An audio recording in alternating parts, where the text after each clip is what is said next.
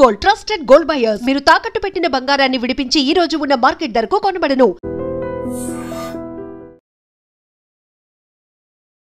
మరో కసాయి భర్త రెచ్చిపోయాడు. కట్టుకున్న భార్యనే కడతీర్చాడు. తలపై నాపరాయితో బలంగా కొట్టి చంపేశాడు. అవును, వినడానికి కూడా చూడటానికి కూడా దృశ్యాలు చాలా బాధాకరంగా ఉన్నాయి. ఆ కొడుకు ఇప్పుడు తల్లి లేనివాడైపోయాడు. ఎందుకంటే ఆ కొడుకు చెప్తున్న మాటలు వింటుంటే మా అమ్మ నిత్యం నరకం చూస్తోంది మా నాన్న వల్ల, కానీ ఒరే నీకోసమే నేను బ్రతుకుతున్నానురా, ఇవన్నీ భరిస్తున్నానురా, ఎన్ని వేధింపులైనా నీకోసం మాత్రమే భరిస్తానురా అని చెప్పేది. అయితే నిన్న రాత్రి 8 గంటల ప్రాంతంలో భోజనం చేస్తోంది. 10 గంటల ప్రాంతంలోనే తీవ్ర రక్తస్రావంతో రక్తపు మడుగులో ఉంది నా తల్లి, చూసి తరుక్కుపోయాను, భయమేసింది అంటూ ఆ అబ్బాయి చెప్తున్నాడు. ఈ దారుణమైన ఘటన కాకినాడ రూరల్ గొల్లవీధి 2వ వీధిలో జరిగింది. నర్సీపట్నం గ్రామానికి చెందినటువంటి బేతా గంగరాజు, బేతా మల్లీశ్వరి భార్యాభర్తలు. ఇద్దరి మధ్య తరచూ గొడవలు జరుగుతున్నాయి. ఆ వ్యక్తి కూడా, అంటే ఆ భర్త ఏ పని చేయకుండా ఖాళీగానే తిరుగుతున్నాడు, తాగుతున్నాడు. అప్పటి నుంచి కూడా ఆమె అనునిత్యం నరకయాతన అనుభవిస్తోంది ఆ భర్త వల్ల, భర్త వేధింపులు భరించలేక. కానీ ఇవన్నీ కూడా కుటుంబ వ్యవస్థలు చాలా చాలా బాధాకరమైన ఘటనలు. ఎన్నున్నా కూడా వేధింపులు ఉన్నప్పటికీ కూడా కుటుంబం కోసం, కుటుంబంలో పిల్లల కోసం, అత్తమామల కోసమో అమ్మా నాన్నల కోసమో ఆలోచించి కట్టుబాట్లకు లొంగి ఇవన్నీ భరించే వాళ్ళని మనం చూస్తూ ఉన్నాం. ఎందుకంటే ఇదంతా కూడా ఆ పాతకాలపు పద్ధతి కాబట్టి ఇంతవరకు లాక్కొని వచ్చాను, ఇంతవరకు ఇన్ని కష్టాలు పడ్డాను, ఇక ఒక్కగానొక్క కొడుకు, వాడికి కూడా పెళ్ళైపోతే ఇక ఏమీ లేదు, అంతా ఇంకా హ్యాపీ అవుతుంది అని ఇంకా ఇంకా ఇంకా బాధలు భరించడానికి సిద్ధంగా ఉన్నటువంటి తల్లులు చాలామందే ఉన్నారు. అలాంటి కథే ఇది కూడా. ఇప్పుడు ఆ కొడుకు మాట్లాడుతున్నాడు, నా తల్లి నిత్యం నరకం చూస్తుంది మా నాన్న వల్ల, పదే పదే మా అమ్మ చెప్తూ ఉండేది, ఒరే నీ వల్లే ఉన్నానురా, నీకోసమే ఉంటున్నానురా, నీకోసమే నేను భరిస్తున్నానురా అన్నది. అంతలోనే నిన్న ఏం జరిగిందో కూడా తెలీదు. గొడవ జరిగింది. మా నాన్న కూడా ఇక మీకు నాకు సంబంధం లేదు, నేను బయటకు వెళ్ళిపోతాను, నా జోలికి మీరు రాకండి, మీ జోలికి నేను రాను అని అన్నవాడు కాస్త ఎందుకు ఇంతలాగా తెగించి నా తల్లిని ఇలా హత్య చేశాడు అర్థం కావటం లేదు అంటూ అతను చెప్తున్నారు. మరొక వైపు ఘటనా స్థలికి చేరుకున్నటువంటి పోలీసులు వేగవంతంగా దర్యాప్తు కొనసాగిస్తున్నారు. ఇప్పటికే భర్తను అదుపులోనికి తీసుకున్నట్లు కూడా తెలుస్తోంది. అయితే అనుమానంతోనే భర్త భార్యను అలా తలపైన నాపరాయితో కొట్టి చంపాడు అంటూ పోలీసులు చెప్తున్నారు. ఏది ఏమైనప్పటికీ కూడా చాలా బాధాకరమైన ఘటన కదా. ఇలాంటి నేర ఘటనలు చూస్తుంటే కనుక సొసైటీలో ఎలాంటి తీవ్ర ప్రభావాన్ని చూపిస్తాయి అనే ఒక రకమైన భయం ఏర్పడుతోంది. ఆందోళన కలిగించే అంశాలు ఇవన్నీ. కుటుంబ వ్యవస్థలు, వివాహ వ్యవస్థలు ఏమైపోతున్నాయి, ఎటు పోతున్నాయి అనిపిస్తోంది. ఒక రకంగా చెప్పాలంటే ఈ కాలపు టీనేజ్లో కొన్ని నేర ఘటనలు చూస్తే పెళ్ళి, ప్రేమ పేరుతో వంచడం, మోసగించడం, ఆ తర్వాత హనీమూన్లని ఎక్కడికో తీసుకువెళ్ళి మర్డర్ ప్లాన్ చేయడం, సుపారీ ఇచ్చి హత్యలు చేయించడం, ఇట్లాంటివి చూస్తున్నాం.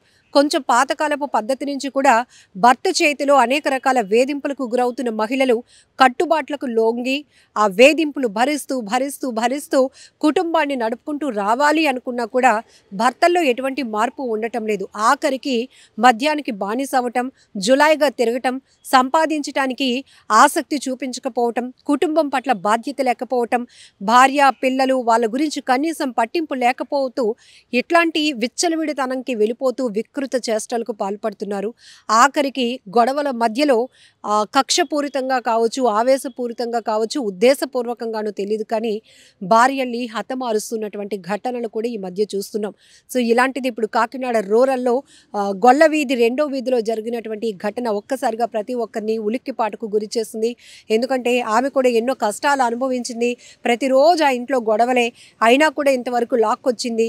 అంతలోనే వాడికి ఏం జరిగిందో తెలీదు, ఏమొచ్చి పడిందో తెలీదు, ఆమెను అలా కొట్టి చంపేశాడు అంటూ కూడా ఇరుగు పొరుగు వారు, స్థానికులు మాట్లాడుకుంటున్నటువంటి మాటలు కూడా చూస్తున్నాం.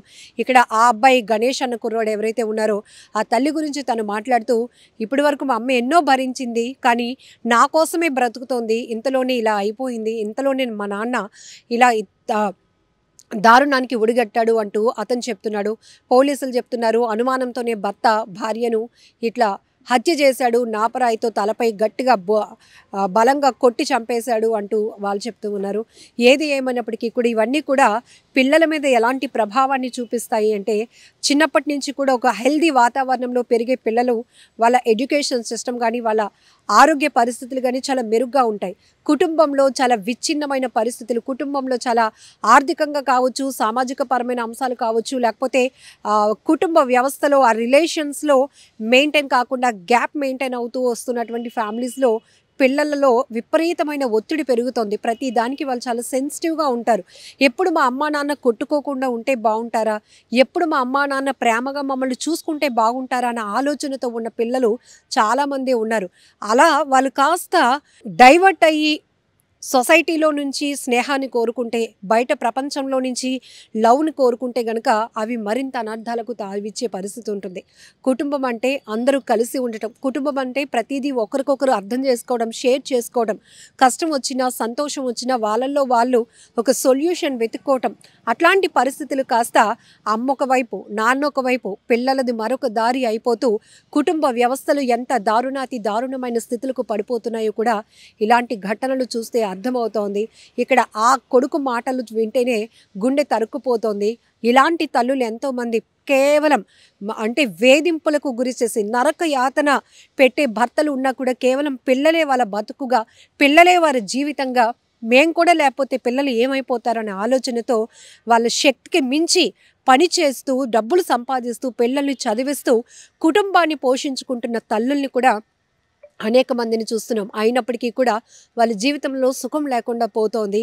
ఇంత ఎదుగొచ్చినటువంటి కొడుకు ఉన్నప్పటికీ కూడా ఆ తండ్రిని కంట్రోల్ చేయలేనటువంటి కుటుంబం పరిస్థితులు కూడా మనం ఇక్కడ గమనించవచ్చు. ఆ అబ్బాయి చెప్తున్నాడు, అక్క వాళ్ళ ఇంటికి వెళ్ళొచ్చాను, ఇంతలోనే అమ్మని ఈ స్థితిలో చూసి మళ్ళీ అక్క బావకి ఫోన్ చేశాను, హాస్పిటల్కి తీసుకువెళ్ళే లోపే ఆమె చనిపోయింది అంటూ ఆ అబ్బాయి చెప్తున్నటువంటి మాటలు.